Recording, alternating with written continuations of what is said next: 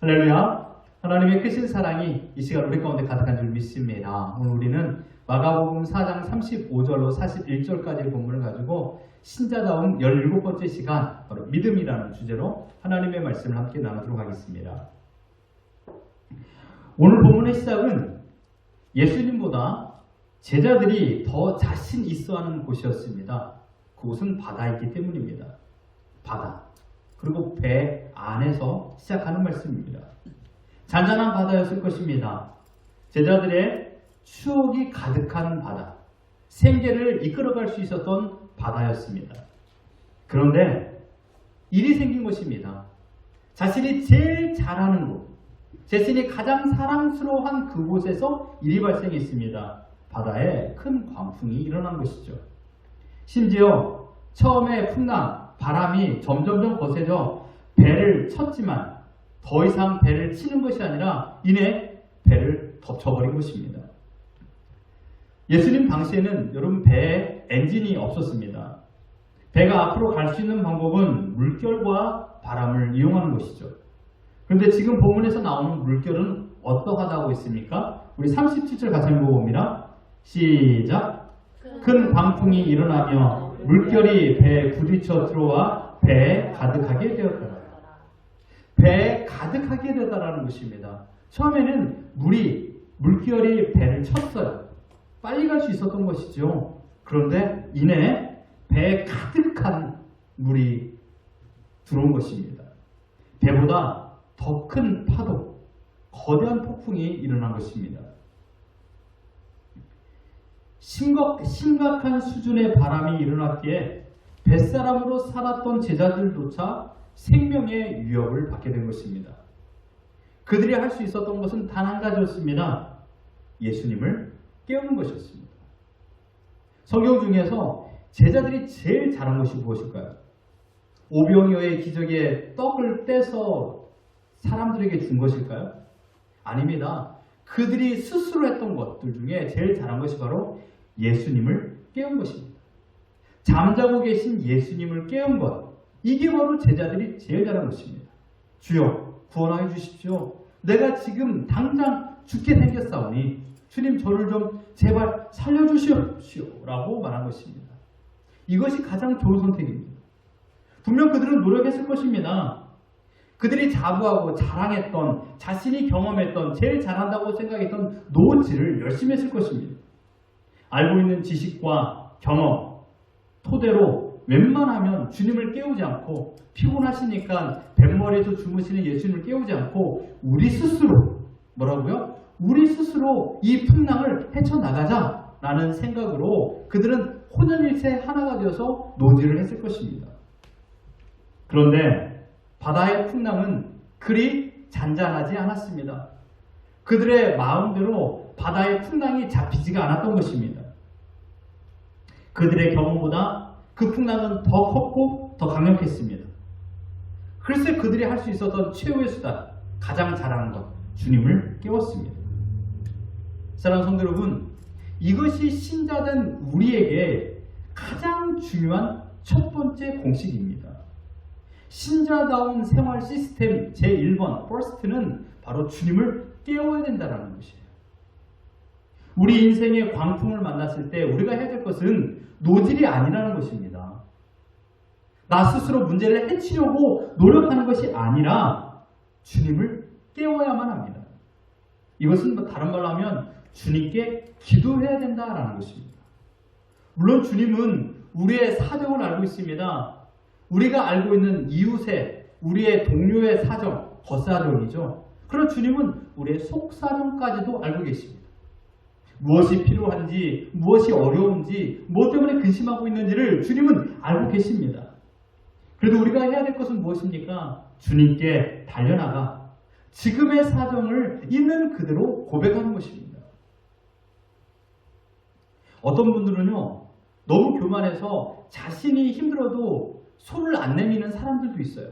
내가 힘들다라고 말하지 않는 사람들도 있어요. 때로는 힘들면 힘들다라고 이야기하면 참 좋겠죠. 그런데 어떤 신자들은요, 하나님 앞에서도 자존심을 세우는 사람들이 있습니다. 풍랑이 불어닥쳤어요. 그러함에도 불구하고 하나님을 찾지 않아요. 기도하지 않는다는 것입니다. 하나님께서 풍랑을 허락하신 이유가 있음에도 불구하고 하나님을 찾지 않습니다. 하나님을 의지하지 않죠. 믿지 않죠. 그래서 여러분, 기도는요, 믿음이 있는 사람만 기도할 수 있습니다. 기도는 하나님을 온전히 신뢰할 하는 사람만 기도하는 것입니다. 믿음이 없으면 기도하지 않아요. 근데 여러분, 자세히 생각해 보세요. 왜 기도하지 않을까? 대략 5가지 이유가 있습니다. 기도하지 않는 이유. 대부분 하나님을 잘 믿는다는 신자들이 가장 잘하는 것과 가장 잘못하는 2가지가 있어요. 가장 잘하는 것은 기도입니다. 또한 가장 잘하는 것이 성경 읽기죠. 그러나 또한 가장 잘 못하는 것이 바로 기도와 성경 읽기예요. 가장 잘하는 것도 기도요. 가장 잘못하는 것도 기도고, 가장 잘하는 것이 성경 읽기고 가장 잘못하는 것도 성경 읽기입니다. 믿음과 직결되는 것. 믿음이 없이는 기도할 수도 없고, 믿음이 있는 사람으로서 해야 될 것은 하나님의 말씀을 보는 것이라는 것이죠. 왜 기도하지 않을까요? 5가지 이유가 있습니다. 첫 번째로, 어떻게 기도할지 몰라서 기도하지 않는 사람들이 있습니다. 어떻게 기도해야 되나? 2 번째로는, 내가 기도해도 하나님께서 들어주지 않으니까 실망감 때문에 기도하지 않는 사람들도 있어요. 하나님, 내가 이러이러한 문제로 이렇게 고통 속에 있는데 하나님, 나의 기도를 들어주세요. 근데 안 들어주시는 거예요. 그것 때문에 기도하지 않아요. 셋째로, 기도하지 않아도 내 힘으로 이 어려운 문제를 해결할 수 있다라고 생각하기 때문입니다. 대부분의 지식인들이 바로 이런 생각을 가지고 있죠. 대부분의 유경험자들이 이런 생각을 가지고 있습니다. 내가 해도 되는데 뭐. 4번째는, 너무 바빠서 기도하지 못하는 경우도 있어요. 너무 바빠서. 잠잘 시간도 없는데 언제 기도하냐? 라는 생각을 갖는 것이죠. 여러분, 너무 바빠도 자동차에 기름은 넣잖아요. 너무 바빠서 자동차 기름 안 넣는 경우도 있어요. 자동차가 서죠. 너무 바빠도 자동차 기름을 넣어요. 마찬가지예요. 우리가 살아가는 데 있어서 가장 중요한 윤활유는 바로 기도라는 것이죠. 너무 바빠 기도하지 못한다. 이것도 안 됩니다. 5번째로, 그냥 귀찮아서, 게을러서. 너무 바빠서 기도하지 않는 사람들도 있지만 반대로 게을러서 기도하지 않는 사람들도 있습니다. 여러분이 기도하지 않는다면 이 5가지 이유 중에 무엇입니까? 무엇 때문에 기도하지 않습니까? 혹시 전부 다는 아닙니까? 기도는 어렵지 않습니다. 기도는 단순하고 간단해요. 지금의 형편에 있는 그대로를 주님께 고백하면 됩니다. 38절 다시 한번 읽어보겠습니다. 시작! 제자들이 깨우며 이르되, 선생님이여, 우리가 죽게 된 것을 돌보지 아니하시나이까. 이게 기도입니다. 예수님을 깨우면서 구구절절, 지금 주님이 주무시는 거 너무 죄송합니다. 제가 먼저 양해를 해야 되는데, 이렇게 말하면서 미사여구가 없어요. 그냥, 주님, 내가 죽게 생겼습니다. 나를 살려주십시오. 이게 기도라는 것입니다. 여러분, 마가복음 3장에서 제자들이 목격한 것이 있습니다. 한쪽 손 마른 사람을 고치신 기적입니다.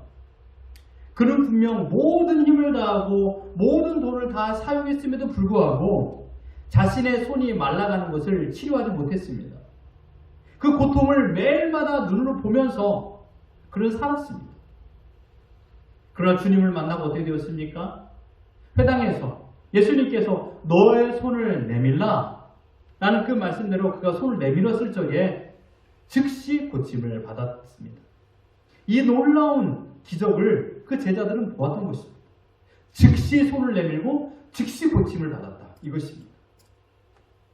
지금 제자들에게 문제가 있음을 알게 되는 것은 무엇일까요? 바로 주님의 말씀 속에 그 대답이 있습니다. 우리 40절 같이 읽어봅니다. 시작! 이에 제자들에게 이르시되 어찌하여 이렇게 무서워하느냐? 너희가 어찌 믿음이 없느냐 하시니.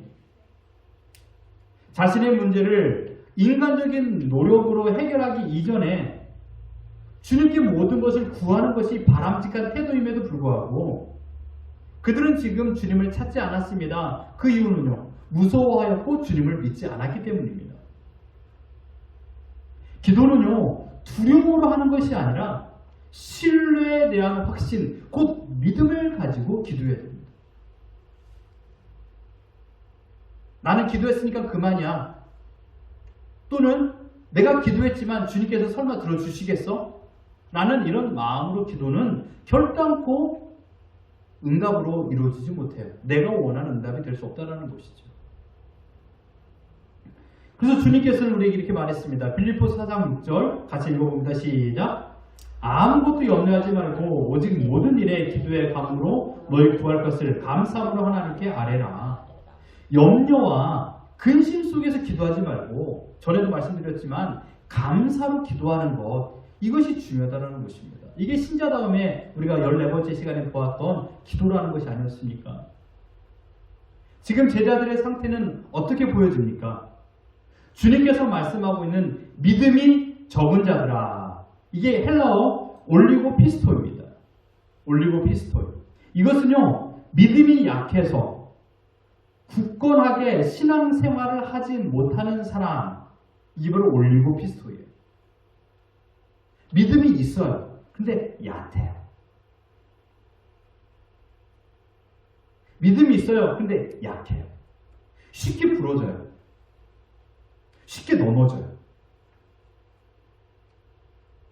어제는 내가 분명 내 아내를, 내 남편을, 내 자녀를 이렇게 사랑하겠노라 라는 믿음을 가지고 사랑을 했어요.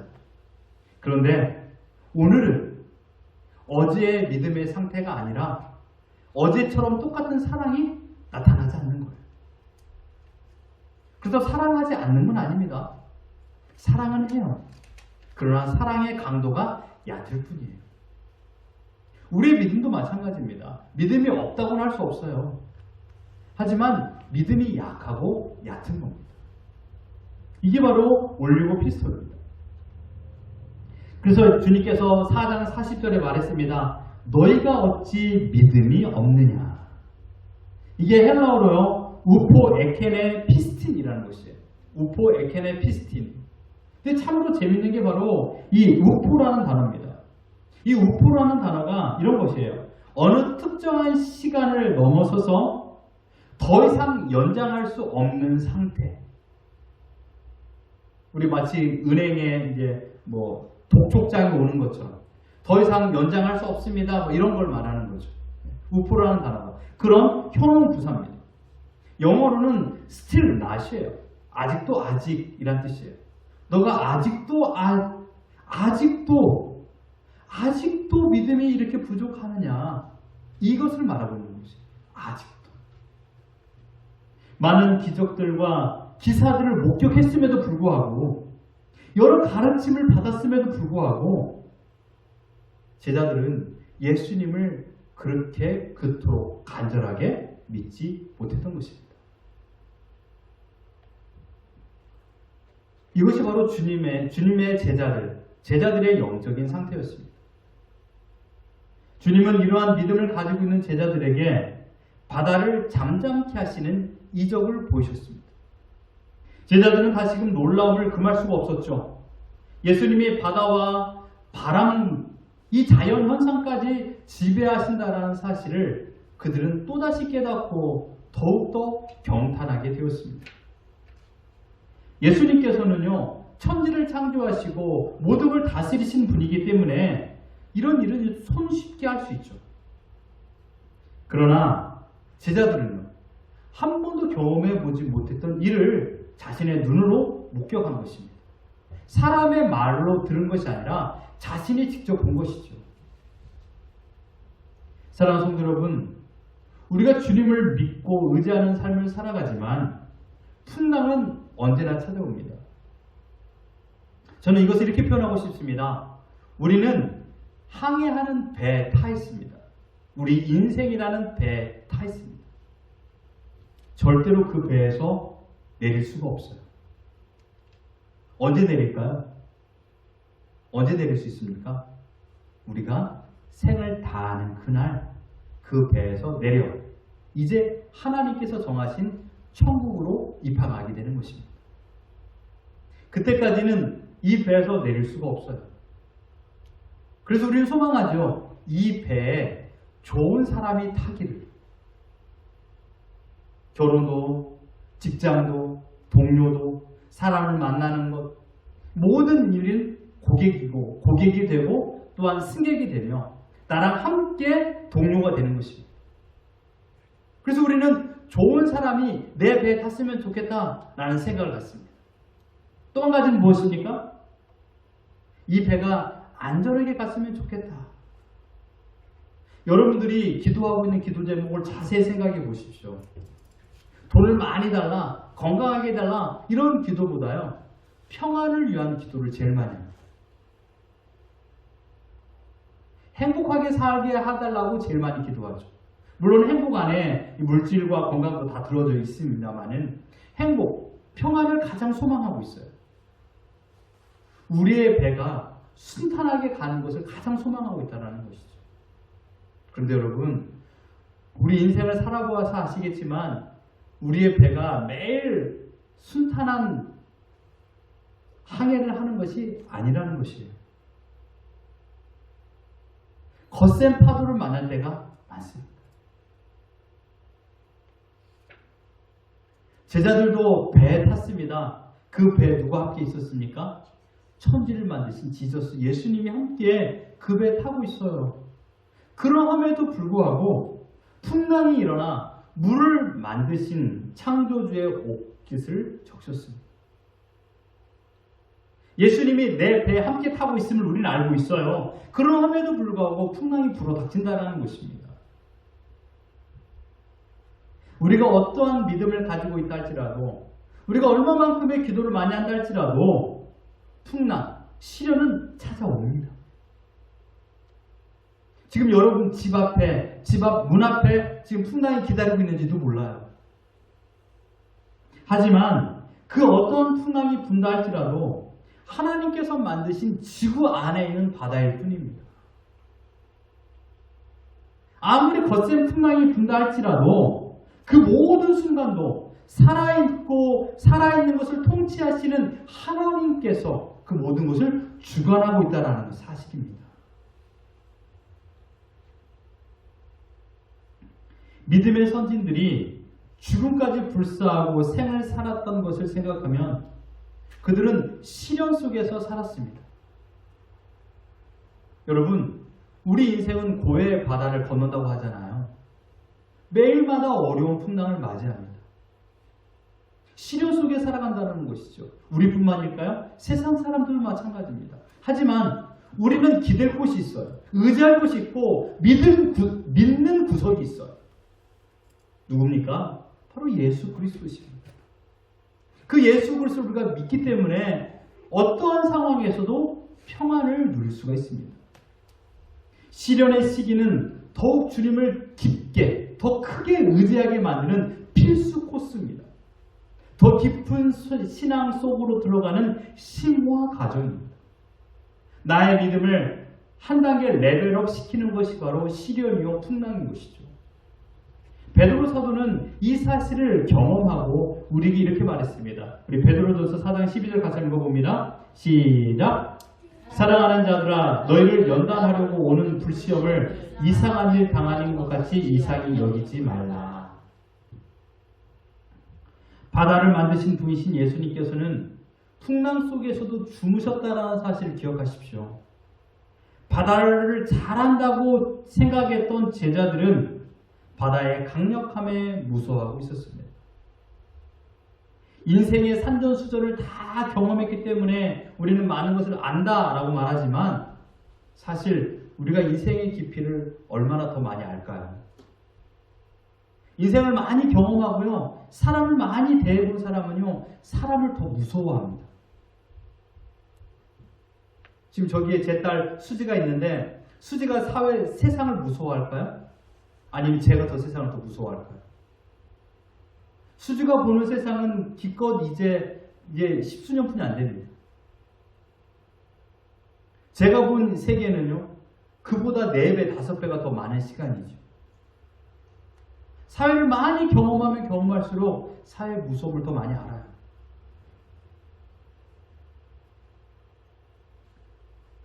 우리는요, 많이 안다고 하지만 인생 속에 일어났던 모든 이유와 목적을 알 수는 없습니다. 인생을 만드신 분이 인생을 잘할까요? 아니면 인생을 경험한 사람이 인생을 잘할까요? 정답은 1번입니다. 인생을 만드신 분이 인생을 잘합니다. 우리는 인간의 삶 가운데 단 1%도, 세계의 단 1%도 다 경험해보지도 못하고 생을 마감합니다. 여러분들이 세계 여행을 많이 다녔다고 하지만 여러분 세계 200여 나라 중에 몇 개의 나라를 다녀보셨습니까? 10% 다녀보셨습니까? 20% 다녀보셨나요? 아니요. 여러분이 만나는 사람 일주일에 수천 명을 만납니까? 대개 여러분의 삶의 범주 아래에 있는 사람들만 만납니다. 우리는요, 세계의 삶을 살아가면서 1%도 경험해보지 못하며 생을 마감합니다. 만약 제자들이 풍랑이 가득한 바다였다라면, 배를 띄웠을 거야? 배를 띄웠을까요? 배를 띄우지 않았어요. 풍랑이 가득한 바다에 배를 누가 띄웁니까? 분명 그 순간에는 바다가 잔잔했을 것입니다. 그래서 배를 띄웠습니다. 아무런 문제가 없었습니다. 그렇습니다. 얼마만큼의 시간이 지났는지를 우리 알지 못하지만 제자들은 1시간 이후의 시간들도 알지 못했던 자들입니다. 우리도 마찬가지입니다. 오늘 저녁에 무슨 일이 일어날지, 아니 오늘 오후에 무슨 일이 일어날지, 누구를 만날지, 어디를 갈지 우리는 아무것도 알지 못합니다. 내 뜻대로, 내 계획대로 일이 되던가요? 그럴 수 없습니다. 그렇기 때문에 우리의 인생에서 의지할 것은 내 자신이 아니라 인생을 만드신 분을 의지해야 된다는 것입니다. 사랑하는 성도 여러분, 그러나 여기에서 우리는 실망할 필요가 없습니다. 여기에 우리는 소망이 있습니다. 왜냐하면 우리의 배에 나만 홀로 타 있는 것이 아니라는 사실입니다. 풍랑이는 바다 가운데서 예수님께서 뱃머리에서 주무시고 있었던 것처럼 우리의 항해하는 배 가운데, 나의 인생의 배 가운데 주님께서 타고 계심을 믿습니다. 우리 옆 사람 인사합시다. 주님이 당신의 인생에 타고 계십니다. 시작. 주님이 당신의 인생에 타고 계십니다. 그렇기 때문에 이 배는 결단코 파괴되지 않습니다. 예수님께서 이 배에 타고 계시고 이 배의 선장이기 때문에 이 배는 부서지지 않습니다. 내가 이 배의 선장이라고 내가 배의 키를 잡고 있다라면 그 배는 위험에 빠질 수가 있어요.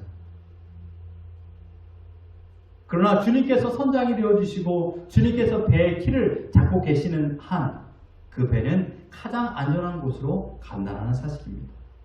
때로는 여러분, 배는 흔들릴 수가 있어요. 쏠림 현상이 있을 수도 있습니다. 그러나 무서워하지 마십시오. 그 배는 결단코 부서지지 않습니다. 선장 되시는 주님께서 나를 배에서 내쫓지 않는 이상 우리는 이 배에서 내릴 이유가 없습니다. 여러분, 우리 인생은요, 긴 여행이에요. 앞으로 얼마만큼 더 우리가 인생의 여행을 할지 알지 못해요.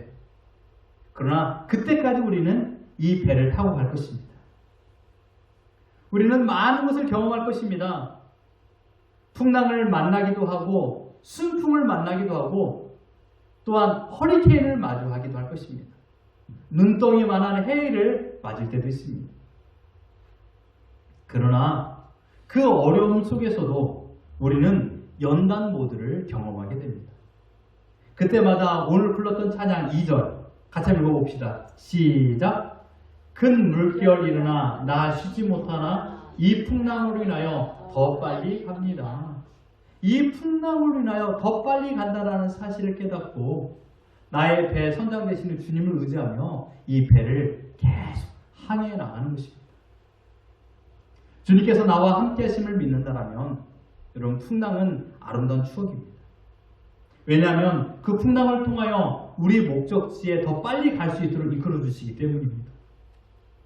그러니 여러분, 풍랑이 일어나면 일어날수록 여러분 스스로 노를 젓는 것이 아니라 주님을 깨우십시오. 주님께 더 가까이 가십시오. 어떠한 것을 내 손으로 붙잡으려고 하지 마시고 주님께 내 손을 의탁하십시오. 내가 붙잡고 있는 것을 제거하십시오. 그리고 주님의 손을 더 세게 붙잡으십시오. 인생의 풍랑에는 두 가지 공통점이 있습니다. 첫째로는 내가 예상할 수 없다라는 것이, 두 번째로는 내 힘으로 이겨낼 수 없다라는 것이. 내가 예측할 수 없는 풍랑, 그 풍랑은 내 힘으로 이겨낼 수 없습니다. 여러분, 갈릴리 바다는 인생의 축소판입니다. 변화무쌍한 바닷길을 만드신 예수님 외에는 이 길을 알 자가 없습니다. 우리 인생은 내 것이 아니요 인생을 만드신 하나님의 것이라는 것을 인정한다면 비로소 우리는 마음의 평안 속에서 살아갈 수 있습니다. 창조 전부터 하나님과 함께 하셨던 예수 그리스도만이 하나님의 뜻을 알고 계십니다. 하나님의 뜻을 알지 못한다면 우리는 이 땅에서의 풍랑의 의미조차도 깨닫지 못하고 생을 마감할 것입니다.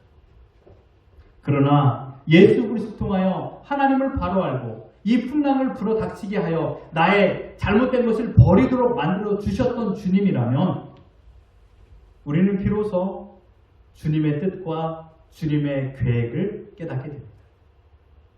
그래서 우리는 항상 주님 곁에 머물러야 됩니다. 요한복음 15장 9절 같이 읽어봅니다. 시작. 아버지께서 나를 사랑하신 것 같이 나도 너희를 사랑하였으니 나의 사랑 안에 거하라. 나의 사랑 안에 거하는 것입니다. 주 안에 있을 때 마주하는 풍랑은요, 아름다운 추억이 되는 것이고 또한 나를 더욱더 견고하게 만드는 수단입니다. 제자들은 이제 풍랑을 바라보는 시각이 바뀌었습니다. 그리고 이제 누구를 두려워해야 되는가, 두려움의 대상을 알게 되었습니다. 풍랑을 두려워할 것이 아니라 풍랑을 잠잠케 하시는 예수님을 두려워해야 된다. 이것을 의지해야 된다는 것을 알게 되었습니다. 흔들리지 않는 믿음을 갖고 있다면 어떠한 강력한 토네이도가 불어 닥친다 할지라도 뱃머리에서 주무시던 예수님처럼 우리도 편안히 잠을 잘 수가 있습니다. 육신의 아픔으로 인하여 또한 경제적인 어려움이 가득한 순간에도 하늘을 소망하며 하나님 나라를 바라보고 오늘을 살아간다면 우리는 평안의 미소를 만들 수 있습니다. 사랑하는 성도 여러분, 이제 말씀을 다 드렸습니다. 어떠한 풍랑이라 할지라도 하나님께서 다스리시는 인생 안에서 불어닥치는 풍랑입니다. 시련이 크게 보입니까? 풍랑이 크게 보입니까? 아니에요. 나의 믿음이 작아졌기 때문이에요. 시련으로 두려워하십니까? 아니에요. 주님보다 두려워하는 것이 더 많은 것으로, 주님보다 두려워하는 것이 더 많이 생각나기 때문에 내가 지금 두려움에 빠져 있는 것이에요. 신자는 주님을 믿는 커리큘럼 속에서 더욱 강해집니다. 주님을 믿는 커리큘럼. 나와 함께 하시고 내 곁에 계시는 임마누엘 하나님을 신뢰하는 것입니다. 그분은 나를 떠나지 않는다라고 약속하여 주셨습니다. 인생의 풍랑은 언제나 불어닥칩니다. 피하고 싶지만 피할 수도 없고 도망가고 싶지만 도망갈 곳도 없습니다. 하지만 모든 것이 하나님의 통치 영역 아래에 있다는 것을 믿는다면 우리는 그 풍랑을 이용하여 더 빨리 목적지에 갈 수 있다는 것입니다. 문제는 풍랑의 강도가 아니라 지금 내가 주님과 함께하고 있는가 이것입니다. 내 인생이 하나님께서 정하신 방향으로 잘 가고 있는가 이 방향이 문제입니다. 그리고 풍랑이 찾아올 때 여러분께서 해야 될 것은 다른 게 아니에요. 주님을 깨우는 것입니다. 주님께서 그럴 거예요. 야, 지옥도로 또 왔느냐? 이 문제는 네가 스스로 해결할 수 있지 않겠어? 라고 주님이 말할 것입니다. 아니에요, 주님. 저는 저 스스로 이 문제를 해결할 수 없어요. 라고 주님께 달려나가십시오. 그리고 주님을 깨우십시오. 신자의 공식은 풍랑이 불어 닥칠 때 주님을 찾는 것입니다. 풍랑은 주님을 찾을 때입니다. 여러분의 가정, 여러분의 직장, 여러분의 인생에 풍랑이 불어 닥쳤나요? 그러면 그때가 주님을 찾을 때입니다. 주님을 찾으며 주님 안에 거할 때 풍랑은 우리를 더 빨리 목적지로 이끌어갈 것입니다. 오늘 여러분의 인생에 풍랑이 있습니까? 그 풍랑이 여러분을 더욱더 빨리 이끌어가고 있나요? 그것은 지금 내가 강한 믿음, 견고한 믿음, 확신의 믿음을 갖고 있다는 것입니다. 어떻게 해요? 주 안에 있을 때 가능합니다. 여러분의 기도를 점검하십시오. 여러분의 믿음을 다시금 점검하십시오. 내가 주님과 함께하고 있는 거야, 함께하고 있지 않는가? 이것이 가장 중요합니다. 주님이 내 인생의 풍랑을 잠잠케 하실 수 있는가? 이것을 믿는 믿음이 중요합니다. 내 앞에 있는 사람을 의지하지 마십시오. 물론 하나님께서 내 앞에 있는 사람에게 도움의 손길을 주시게끔 만들기도 하십니다. 그 또한 풍랑이라고 말할 수가 있죠. 더 빨리 가는 방법이니까요. 그러나 그 손길을 허락해 주신 하나님을 의지해야 되는 것입니다. 주 안에 있을 때 우리는 땅 근심이 없습니다. 주 밖에 있으면 근심 속에 살아갈 수밖에 없습니다. 사랑하는 성도 여러분, 이번 한 주 그리고 주님 오시는 그날까지 주 안에 머물며 주님과 동행하며 더 나아가 주님을 확신함으로 믿음으로 말미암아 풍랑이 불어닥쳐도 두려워하지 마시고 하나님의 능력으로 이 모든 것이 잠잠케 되는 것을 경험하며 그 하나님만을 신뢰하며 살아가는 우리 모두가 되기를 예수 그리스도 이름으로 축원합니다.